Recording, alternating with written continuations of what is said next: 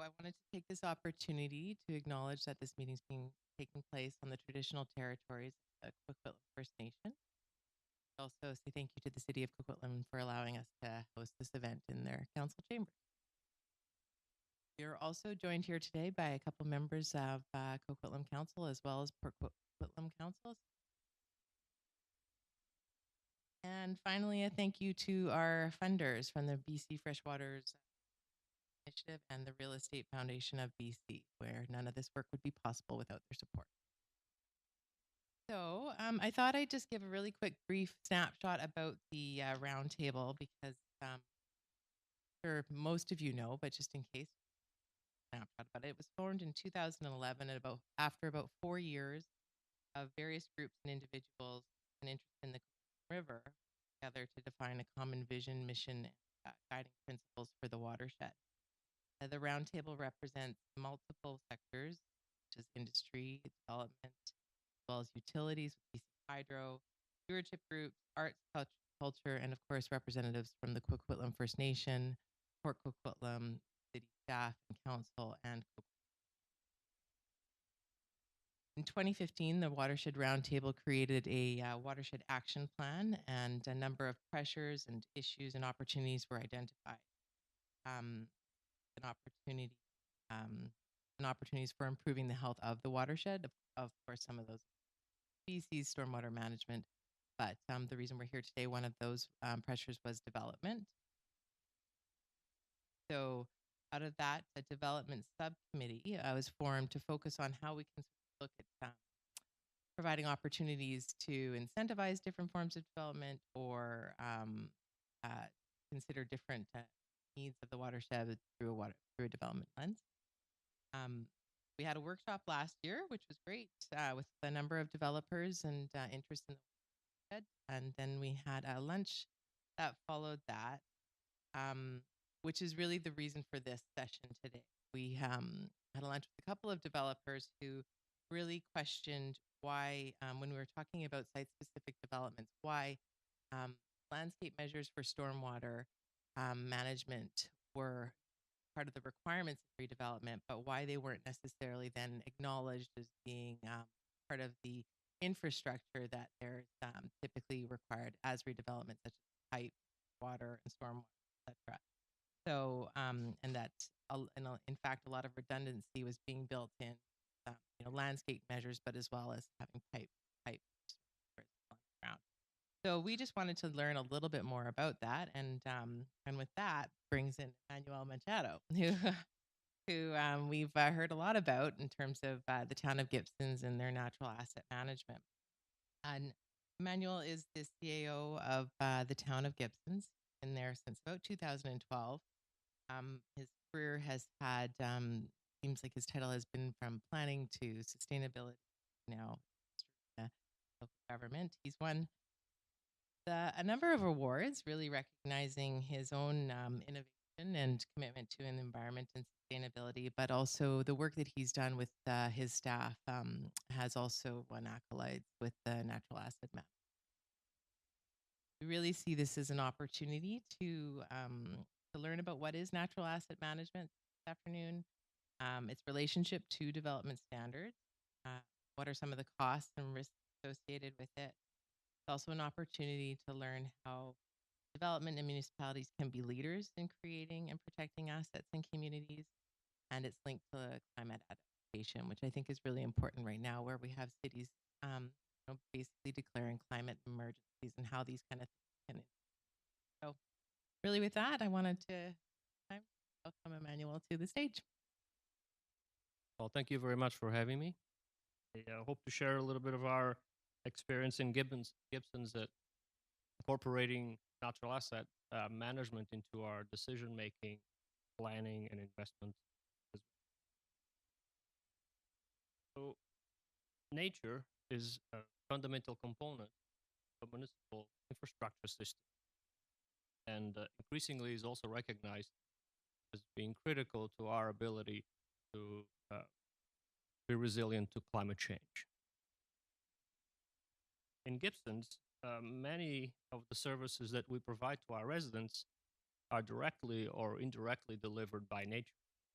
our drinking water for about 75% of our population is sourced from the Gibsons aquifer, and we fortunately haven't had to chlorinate that water.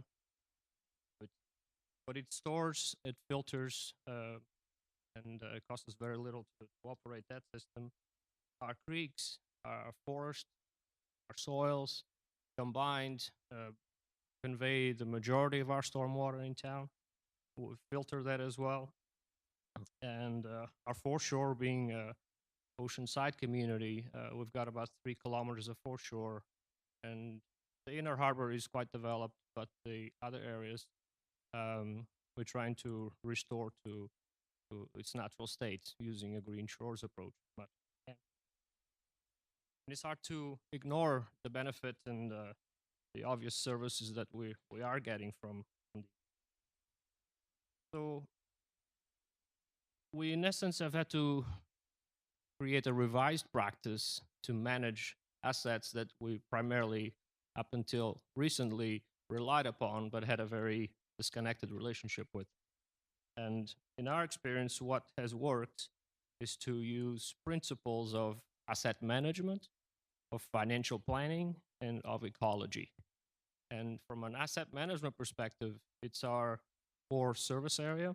We have well-trained staff, we have regular funding, and the fit in managing an engineered asset versus a natural asset, it works quite well in our seen very little difference.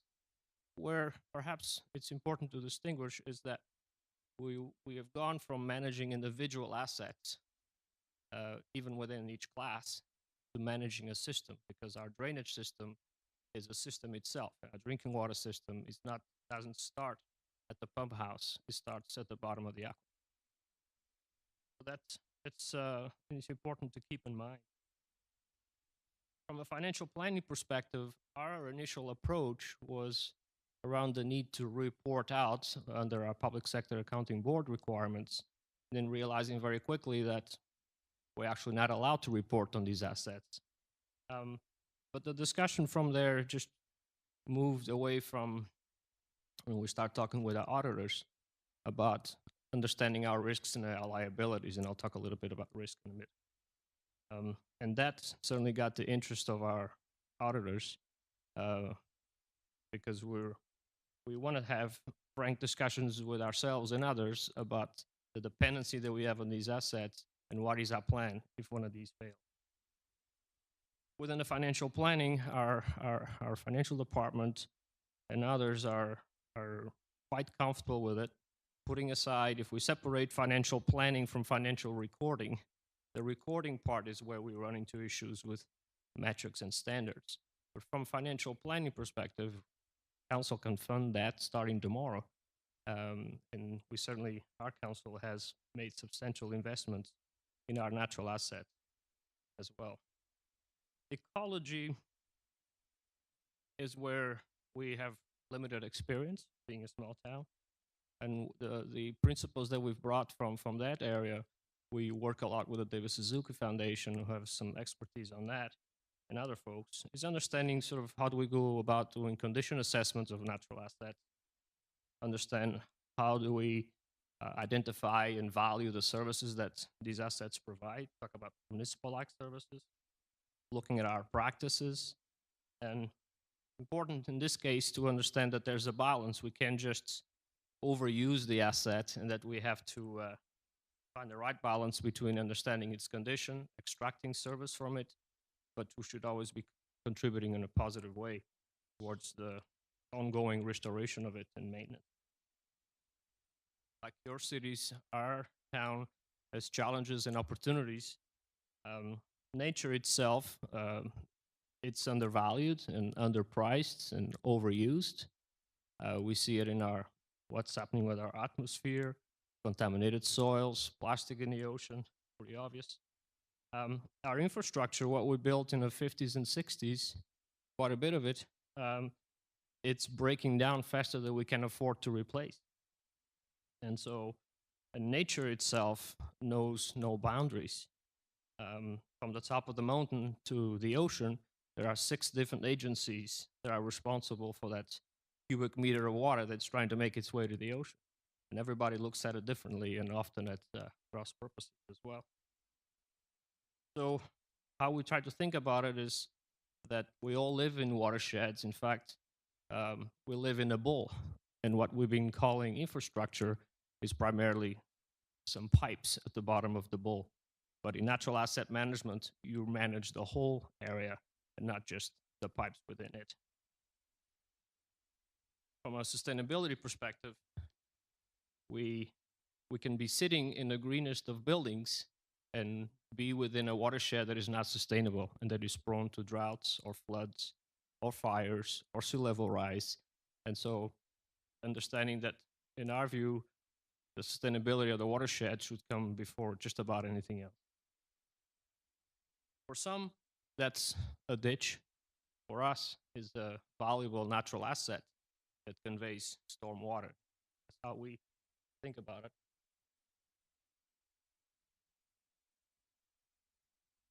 In 2014, we asked Council to consider expanding our definition of infrastructure to also include this inheritance of natural capital that we are blessed with and you're blessed with.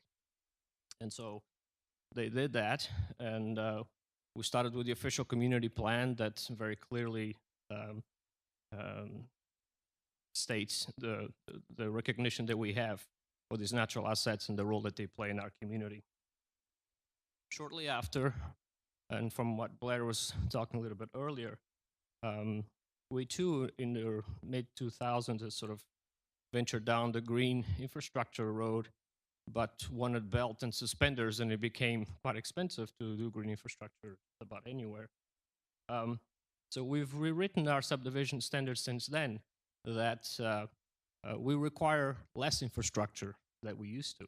The same subdivision from 2008, in some ways, is cheaper to build today than it was then because we have narrow roads, less sidewalks, better designs bioswales, and neighborhood ponds for water retention.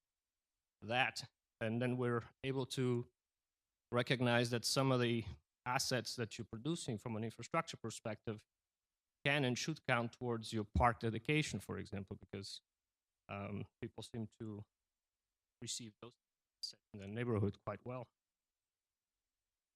Operationally, our stormwater plan, we just released it a couple of weeks ago. It is based on the principle that we want to turn our town as much as possible into a sponge, and 4 inches of topsoil on top of clay is just not going to cut it. And so we require a lot more topsoil. We're doing an urban forest plan. We're restoring creeks. We have a series of monitoring devices going into our creeks.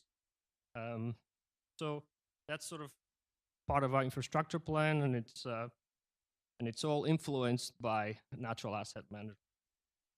And then when it comes to climate change, what we're finding is natural asset management provides a very good bridge from the work that's been done on reducing emissions, which has value, but it's limited in some ways. And it bridges particularly the climate adaptation work that we have to do. It is through asset management and including the management of natural assets that we think we can address a lot of issues like carbon storage, slope stabilization, sea level rise, rainwater conveyance, and other services as well. What we call infrastructure is really a blend of natural and constructed work. And it's interconnected and interdependent to function adequately. Our policy that we passed in 2014, that Council passed in 2014, in essence recognized that we have 3 types of assets. We have fully engineered assets. We have assets that are biomimicry based, like a lot of our green infrastructure. And we have fully natural assets as well. And that's important, how we go about it and how we fund it as well. And we got away from having departments look after specific classes of assets and now manage them as teams, because it's somewhat limited to attribute a stormwater pond system to a parks crew. In our experience, it involves just about everyone. And in particular, the benefit of that is that we all are working from the same sheet that and not working at cross purposes. In a practical term sense, a natural asset in the policy is a feature in the natural environment that provides us with a municipal-like service. So, way to think about that. The policy framework, from a planning perspective, it has two major issues in our sense. One being the scale of planning, and the other being the governance of these areas. So,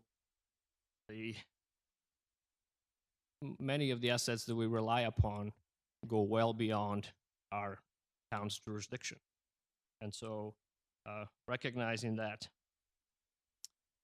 our focus around sustainability, 10 years ago, we were primarily concerned with the sustainability of devices or homes or even neighborhoods. But that is, in our experience, very limited in that we need to plan at a watershed scale. And you can see natural assets working right at the home scale, work at a nearby park, or work in a watershed upstream or downstream. Well, the governance, and I want to learn more about the Roundtable. We're starting with a process on the Sunshine Coast to create a governance model there that is tasked with monitoring and managing the vital ecosystems functions within a watershed. And it uses a collaborative approach with the different folks that are involved as well. And it's important to recognize that managing at that scale, it's multidisciplinary, and so working in teams, it becomes absolutely necessary. What we also think it's a must is introducing or including the vast amount of indigenous knowledge that we have in our communities and the citizen science, which we in local governments can do all that alone, and we have great partners that we can and should work. We try to demonstrate with this slide what an integrated watershed planning looks like, and this is the Gibsons watershed. We're trying to move water down this mountain and retain as much as we can on the aquifer. At the same time, what drains over the surface of it, we try to get creeks as much as we can without flooding things downstream. But during severe weather, we don't have enough capacity. Where we suffer weather is in the corner, high tide, and a rain event. We need to build more capacity. Creeks, we have a couple of creeks in that area that we're opening up and trying to get a bit more room for it to do its job. Every one of our plans is affected by all of the agencies, and just for our water system alone, it affects about 4 agencies and about 10 or 12 responsibility areas of focus for them, including the agencies listed. Just more about this is sort of our dashboard to address droughts, floods, and sea level rise from an adaptation perspective. And now I've started the process of doing basically work plans for each one of these, and most of them involve engaging with these folks on a regular basis. In terms of financial planning, I think one of the first questions I think sometimes people want to know is sort of what is the value of the natural asset? It's priceless. I think the important value is the value of the service if we had to construct works to do that. And how do we represent the value of these assets in our financial statement? On paper, we're worth a mere $48 million, but all of our trees and creeks and foreshore areas and soil, none of it we're allowed to include in our books yet. Because a natural asset, from a financial perspective, has vast advantages over a non-natural asset. It has no upfront costs, has no financial depreciation, has no replacement cost. It's carbon neutral, can even be carbon positive. Maintaining the aquifer in the creeks and the ponds costs us a fraction compared to other assets. We spend about $30,000 monitoring the aquifer, as an example, so the operational costs are lower. It could last in perpetuity if properly maintained. And often we get multi-purposes out of those assets. So it's sort of hard to avoid, to ignore the financial advantages of these assets. We, in relation to changing the financial standards, about 4 months ago, myself and about 30 agencies across Canada submitted a proposal to the Public Sector Accounting Board to change Canada's accounting framework to allow the valuation of natural capital. And I'm happy to share that document with you. And we give very specific changes that we've been receiving very, very good support at all levels, including from the Ecofiscal Commission and others. About 2 years ago, we asked the ministry whether we could charge a development cost charge for a natural asset. And while the first answer was no, we clarified that we were talking about storm assets. Just so happened that some of them were more natural. And so we had a process to, we needed to construct a storm system for a new neighborhood that was going to cost us around $5 million. It just so happened that we were able to use a nearby creek and some ponds to essentially convey the same amount of water. And that's, so we did a valuation of that area using a brand new process that we created with the David Suzuki Foundation. And we're able to go to council and say, we don't need the $5 million. We can spend about $300,000 now and upwards of $900,000 all in to have actually more forest and ponds and don't have to replace that pipe after all, or even build it in the first place. So those works are now in our development cost charges bylaw, and we're able to drop that by 74%. So from the development community's perspective, there's clearly in this case, and it's not alone, that a financial advantage to working with us in preserving these areas and restoring it. All federal funds now for infrastructure fund natural assets. The federal government has been incredibly supportive. And we've also produced a guide for financial officers just with some tips on what we've been doing. So we hear a lot of that as well. Interestingly enough, there was some recent funding announced for after the storms that we had in December. Sure, my time is okay. After the storms that we had in December, the Emergency Management BC said, well, communities can now apply, and if you had anything, that got damaged by the storm, you could qualify for some funding. So we submitted our list. We got a call yesterday and said, oh, no, you must have misunderstood us. We don't fund natural assets. So you could literally be our neighbors, have some broken docks and some collapsed riprap, and they're going to get 80% funding. We lost a meter of a beach and a couple of trees. We can't get funding for natural asset restoration. Interestingly enough, after Sandy disaster, the American Emergency FEMA Management Agency, they prioritize restoring natural areas versus rebuilding your seawall. And so engaging with Emergency Management BC is on our list, just to I could see the value of that. I think one of the most important questions is whether we can afford not to maintain these assets. And if we rely on these areas for service, I think all of our communities do. So what is the level of risk that we prepare to accept? In the case of the aquifer, we don't have the money to get another one or even to construct works for that. So we invest in additional monitoring so we have some comfort and ideally as much time as possible in case we have to respond to an incident. The same can be said about understanding the impacts to a failure of a storm asset, be it loss of life or property loss or business interruption, and the impacts of replacement of other major assets that might fail. So doing a risk analysis on understanding where are we depending on these services now, and what is our plan if something is to go sideways.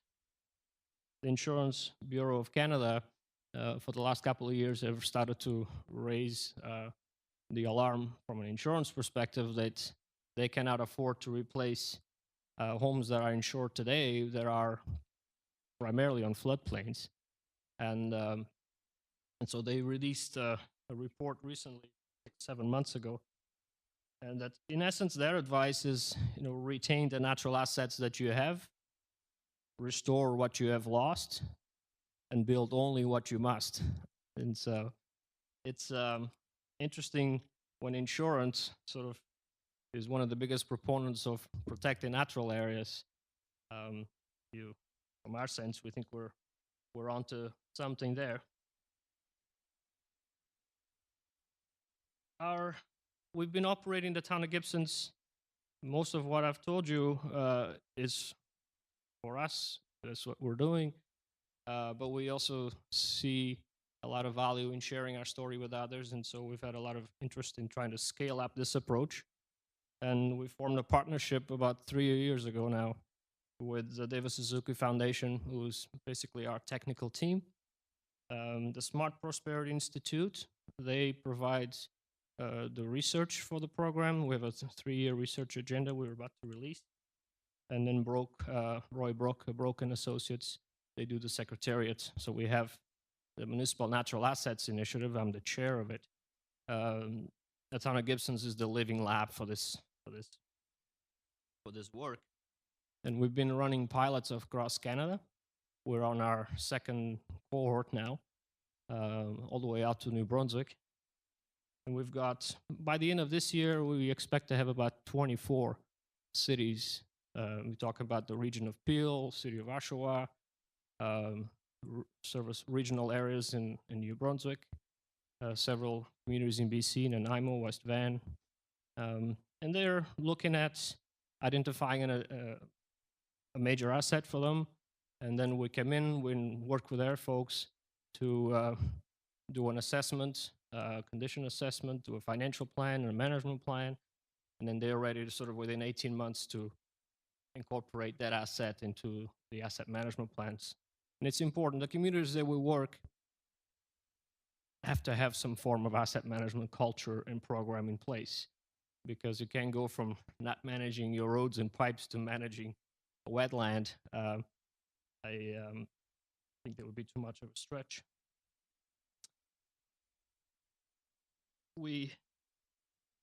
The pilots, we've got pilots for communities, but we also have funding for watershed projects to do a watershed-based plan. And we just released one 2 weeks ago in Comox, and it involves about 3 communities in the Comox First Nations as well. And they are expanding the service areas that they want to look at it. The cities are primarily interested in storm and drinking water and foreshore protection. First Nations also wants to look at their cultural values and also some of the biodiversity work that's there and some fisheries information too. So we're not talking about pollination and habitat yet, but it's important to understand that there are many, many services, ecosystem services that nature provides all of our communities. But from a local government perspective, we're in a business of managing assets to provide services. And so we have some limits there, but we can be a very good partner to bring in all of these areas. So I'll leave it at there for now, and we'll entertain some questions if you have. And thank you very much.